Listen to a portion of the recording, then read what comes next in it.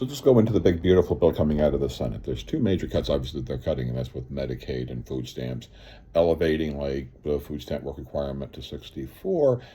These are the things when it comes to Medicaid.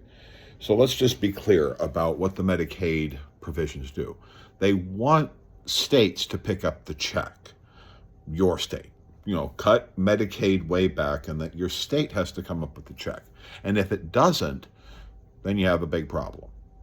So that's really where they put the weight of the cuts. It's why they're saying that there really aren't a lot of cuts. But that's just because Mississippi is going to have to pay a lot more for health care for its elderly population. Same thing in Florida and in other states. But here is the simple reality. What people don't always get about like food stamps, right? Or Medicaid. So food stamps, every dollar you put into food stamps, you generate about $1.30, $1.50 in return in economic aid. Same thing like with Medicaid. It generates economic activity. Why is that? It's very simple, because food stamps are designed to purchase food. There's a little bit of cash provision in it, right?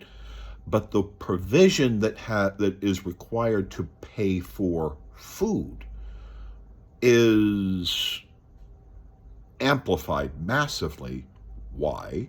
Because it pays restaurants, it pays grocery stores, and it pays farmers, right? So the grocery store takes that dollar, and the grocery store pays the debt that it has on maybe the grocery store that it has, or the lease payment. It has to pay all the employees. And that generates more economic activity. And then with that little food stamp payment, it pays for the delivery of the food. So it's paying the driver of the truck. It pays for the refrigeration and the storage facilities where that is. That's all inside of your grocery bill. On top of that, the ultimate farmer growing the food. All of that is inside of your $2 a pound food item, right? All of that is in that one thing, or 50 cents a pound food item, whatever that you're buying. That's what's in there. So when you give money to a poor person to buy food, it helps that. It creates all of that activity. It's one of the advantages of providing money to helping low-income people or middle-income people have a little bit more discretionary money. It's going to buy stuff that creates a lot more activity that goes up the stream. Investment money does have a little bit of activity, but it's very minimal. Investing into Wall Street, like $1 invested into Wall Street only makes like $1.05, $1.10 in actual activity, whereas like food assistance is as much as $1.40 and $1.50 by some numbers. When it comes to Medicaid, Medicaid is all about paying doctors. It's not about paying the person who's broke. It's helping them with their pay for their medication. It's helping them pay for medical services. And that's what keeps hospitals open. You see, when poor people have, money, have insurance, it means they can pay for the doctor. And that's the reason the doctor gets has their extremely high pay. The doctors have their extremely high pay because poor people have medical insurance and middle-income people have medical insurance. It's the only reason they make the kind of money they make is because of insurance. When you take insurance away from people like Medicaid, you starve that hospital raw. Because we're talking about a little bit of money. An individual patient may spend in health, because of their health insurance, $20,000, $30,000 a year, $40,000 a year from their medical ailments. going to a doctor twice a week, going to a therapy program twice a week that's 6 hours long. Well, those two treatment centers for those 6 hours each is what? $100 and some odd dollars an hour. Let's just use a round number, $100 an hour. So if that person is in that place, it's $600 while they're there. And then the next one is another $600. That's $1,200 a week to that medical facility. Multiply that by 52 weeks, and now you're talking over $60,000 a year. One person who is low income, on disability, who you're paying that person because of their disability, $1,000 or whatever, because of their insurance, they're generating $60,000 of economic activity because you're providing them Medicaid.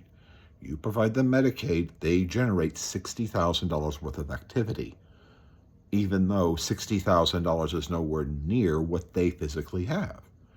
This is the problem about cutting Medicaid. And when your state has to pay for that, your states are going to go deep. States that have a lot of money and have developed empathy, and hopefully those states have developed empathy, because if they've developed empathy, people will feel empathetic towards people that have mental health issues, people that have other health issues, who need that additional money to pay for their doctor. People will be willing to kick in for that. There might be some people willing to take a little bit of taxes in their state to be able to make certain that that happens. And the reason why they will, the medical industry will be very active in supporting such an effort, because they're making $60,000 a year or more off of, one low-income person. One person who would never be able to be at that hospital is paying $60,000 a year to that mental health facility, possibly a lot more. So yes, that's the problem. And same thing with food. You're giving a little bit more money for food, and that little bit more money for food stops them from stealing from the grocery store. So instead of the grocery store paying insurance and having to pay for more security, it now is depriving itself of income and then having to increase security because this poor person doesn't have money to buy food. So that's the problem with the big, beautiful bill. These tax cuts that these rich people think that they're going to get have to be compared to the losses that they're going to receive when all of this money disappears. So there will be economic impacts beyond that. And I hope the Senate will not pass this, will, allow the tax increases to happen and save these areas which are generating for one low-income person $60,000, $70,000, $80,000 of economic activity in their region. Yes, you might want to have $60,000, $70,000 of economic activity out of one low-income person versus none, and then forcing the low-income person to do desperate acts to survive. So, like, share, subscribe, and hopefully we can get the Senate and the House to come to a conclusion that allows the taxes to go up on rich people, because when poor people have more discretionary income, that buys the stuff that the rich people are trying to sell. And there you go. Good luck. Like, share, subscribe.